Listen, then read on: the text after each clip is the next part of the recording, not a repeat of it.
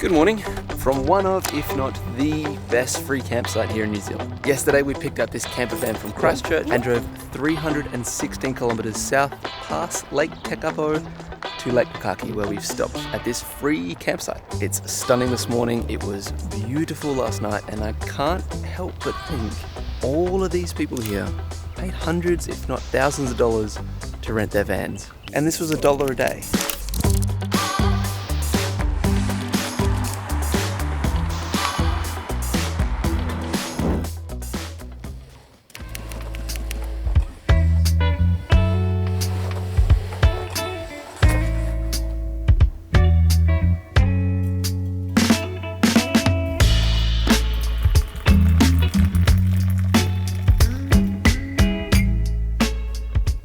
For breakfast? The go-to, yogurt, berries, and granola. Need that energy, it's a big day today. Who's up?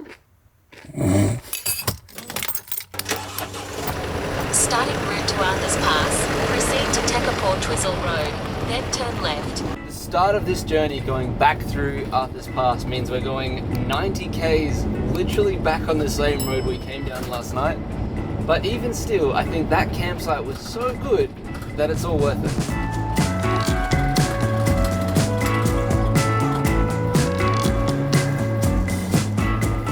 Today we are doing one of the most scenic drives in all of New Zealand. Most people drive it from Christchurch across to the west coast through these tiny quirky villages, amazing landscapes, but our day is starting a bit further back.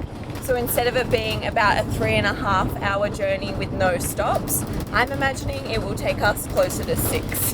Fun fact though about the view that we currently have, in the background you can see Mount Cook, and Mount Cook actually helped Sir Edmund Hillary train for his Everest hike. That's what he used to summit in preparation for it. Nuts. Don't wanna be a one-man woman. Got me stranded like a boat in the sand. First time filling up. How empty are we? We've used over half to like the next knot. So if it's not too expensive. Fixing my strut. Always prepared. You never know. Little over half a tank, $107. This is the kind of thing that takes $1 a day van rental from being $1 a day up to like $100 a day. Imagine if we paid full price for the van. It would be thousands a day. Still considerably cheaper than if we were paying for the van.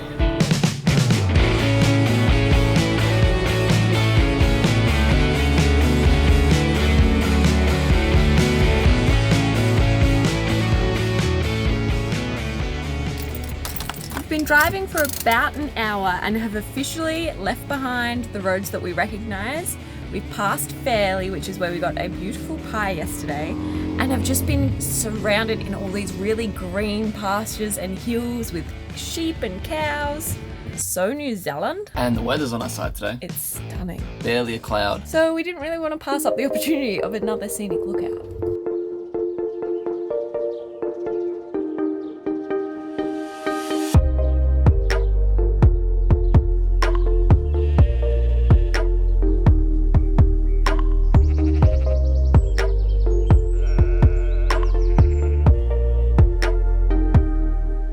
Jordan's got 2 cameras and the drone out to capture this scenic lookout, and there's a cafe, a 500-metre walk, not even.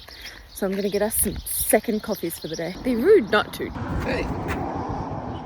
Thank you, baby. You're welcome.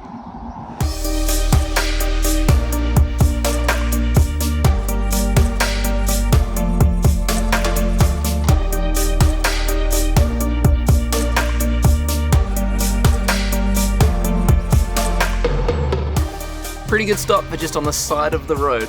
It's like quintessential New Zealand, like the rolling hills of different colours, a water tower, and then some cows as well. Mwah! And Emily got us a coffee. There was the sweetest little cafe that I think is new. I think they've only just opened because I heard people asking about it. And they've made a really nice cappuccino for us. Again, I got asked if we wanted cinnamon or chocolate. And they said, yeah, it's a thing here in New Zealand. Like, people love having cinnamon on their cappuccino. So maybe I should try it more. I just don't want to give up my little chocky treat. 16-minute time lapse. Clouds didn't move once. It may as well be a photo.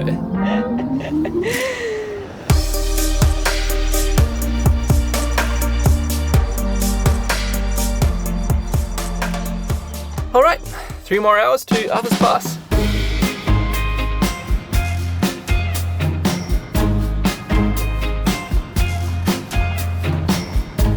I stand by you when you're falling, when the river is calling.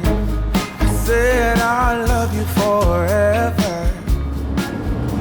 In preparation for today's adventure, I was on New Zealand's government tourism website and I read about Arthur's Pass. They claim Arthur's Pass, climbing more than 900 metres through the national park, is the highest and most spectacular pass through all of the Southern Alps. So I think we're in store for some pretty spectacular views. It's only 900 metres. It climbs 900 metres. Climbs 900. As long as we are watching the fire, we'll be safe from the devil's choir. I stand by you when you're falling. This drive has genuinely got me wondering why we haven't moved to New Zealand. Why don't we live here? Yeah. It's so close to Australia and this is what you get? Gonna move to New Zealand? Yeah, let's move to New Zealand. Let's move here. It's like the familiarity of being at home, but the landscapes of Canada. I can't imagine what it's like in the winter. Apparently every season's totally different in New Zealand. But here it's just green rolling hills, but the green is so vibrant and so bright that it honestly looks fake. Like, it already looks like someone's photoshopped this and turned the vibrance right up. It's so bizarre, and we just got so lucky with the weather as well. Obviously, we will stop.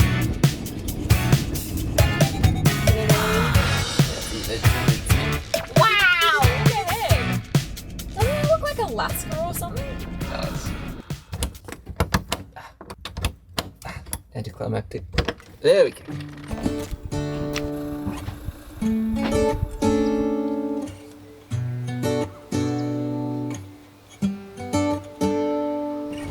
Apparently that river is fed from 2 different glaciers. As the ice melts down, it has this sediment in it, but the sediment is so fine that they call it like flour in the water because it just floats, and that floating sediment refracts with the sunlight, which makes it the amazing turquoisey blue milky colour. It's just awesome, and there's a spot, if you have a 4-wheel drive, it looks like you can go down onto the beach, which would just be nuts to spend the day there.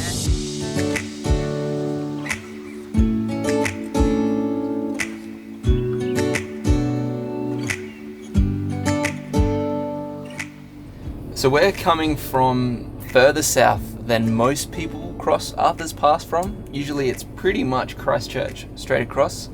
So we're going to meet that main road. Unfortunately, on the way to that main road, there's a lot of gravel, loose, unsealed roads. And now we've just seen a sign that says light vehicles not allowed, and that it can be steep and it can be narrow ahead. But the only alternative is to loop way back around, and I don't even know if we'll make it before dark if we do that. So we've decided we're going to keep going for as long as we can, and then if it gets to a point where we feel uncomfortable, hopefully there's a place to turn around. The confusing thing is that sign, Couldn't it bring didn't say motorhome, no motorhomes, no campervans. It said no towing, which we're not doing, and it said no light vehicles, which we're very heavy. It's the steep bit that worries me. I don't even know if you can hear me.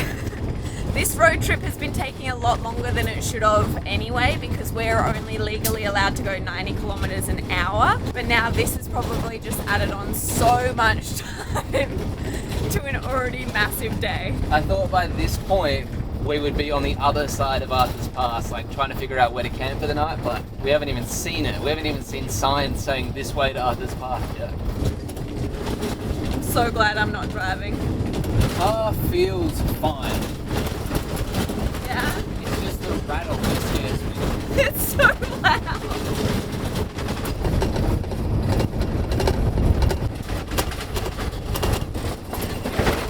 If everything was pinned down back, this would be absolutely fine. It's just that it's jumping around. 4K's in, 10 to go. I think we're basically through it. There's so many people here at this random lake in amongst these mountains. It's happening. Paid to be paid. Sealed road, please. Sealed road. Please, please, please. Turn left onto West Coast Road. Okay. Oh yeah! Yes! We're leaving the gravel behind, baby. Arthur's Pass! That's the first sign we've seen. Sealed Oh my roads! God. Oh, listen For to about that. 62 kilometres, continue straight on. That's Okay. just smooth as anything. It is mayhem back here. There's cushions on the ground, drawers open. it. I'm so happy you were driving and not me. I'm so glad we didn't turn around. You did so good. Yeah, it's actually okay. It's just It was noisy. fine. It was just so loud. Everything was good. If you're watching this and you're thinking of coming up through Arthur's Pass from Lake Bukaki or Lake Tekapo, it's fine. Even in something big like this, it did say like weather permitting, like if it was really rainy, you probably wouldn't want to go because you'd be sliding a bit, but even in something as big as this, I felt pretty safe. Just really noisy. It was also beautiful, but I feel like I couldn't even enjoy it because it was just like stuff falling everywhere, mayhem. Oh, I feel so tense. I can untense my shoulders.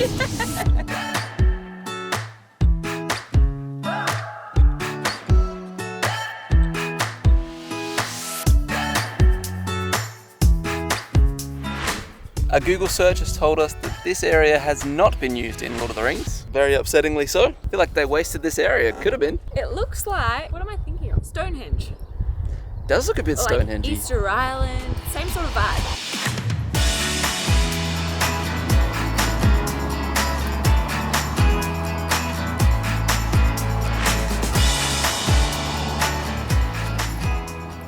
Well, that was beautiful. Had no idea that this was part of the journey we had today. And it was stunning. Jordan's convinced it was from Lord of the Rings. Apparently not. Google says no, but about an hour until Arthur's Pass village. My Google Maps has been doing this really frustrating thing the last 2 days where it's either showing the amount of For remaining about 54 kilometres, continue straight on. the amount of remaining minutes correctly, but the arrival time incorrect, or the arrival time correct, but the amount of minutes to get there incorrect. And it's very frustrating because I have no idea how long it's going to take to get to these places. Starting route to Arthur's Pass. Head north on West Coast Road. We're driving down the boulevard, cruising with the windows down, feeling like we're on a town. Arthur's Pass, baby! This is Arthur's Pass town. It's very small, but there's a really cool railway here.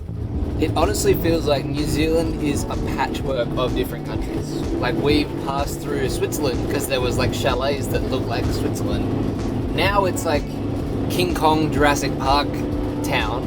We've read that the South Island is broken up between Arthur's Pass, so the east side where we came from is like massive open areas and like rivers cutting through wide swaths of land. And now we've crossed and we're on the west side and it's like dense rainforest. It seems so different, but equally like it's got a magical element to it. I don't know how to describe it better than that. And that was Arthur's Pass village. A really cute town, but very, very small. I think there was a general store, a post office, and that's about it. It does look like you can do a bunch of hikes there, which I wish we had time for, but with $1 a day van rental, you only have a very limited amount of time, so we have to keep heading on.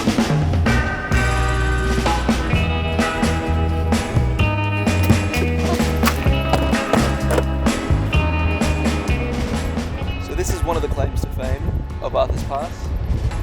The ingenuity and engineering to create these viaducts. They even reroute waterfalls, I heard. Pretty cool. I don't understand what a viaduct is. Like, how is that different to a bridge? Maybe I'll quickly Google it. This is all the man-made stuff then. Yeah, it must be. Rock Wow, is that a waterfall? Redirected waterfalls. That's so cool. I don't think I've ever seen one of those. Neither. Yeah, redirected waterfall. This is a rock shelter. There's this specific kind of tired you get from long road trips. It's not like you're tired from a long day's work or even from a hard workout. To me, it's a happy kind of tired. Where you've spent all day navigating your way through new places, making unplanned stops at scenic lookouts, and staring out of the window at incredible things. Looking back, even now, this road trip as a whole and driving the Great Alpine Highway is one of my favourite things we have ever done.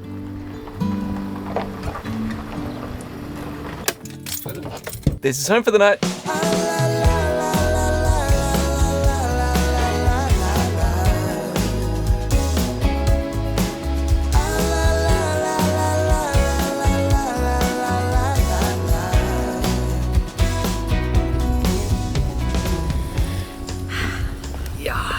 Second ever Freedom Camp, off to a winner. There's only 8 spots here, so it's so lucky we got here when we did. Quickly whipped up a sandwich for dinner. Nothing fancy, but we couldn't be bothered properly cooking.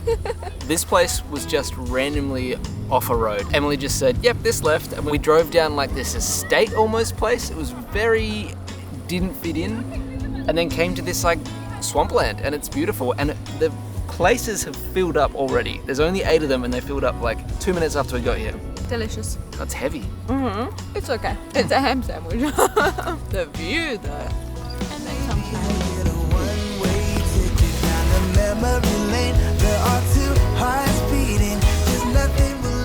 If you've made it this far, you obviously don't hate what we do, so please consider giving us a like and subscribe to watch along further. It really helps a small channel like ours grow.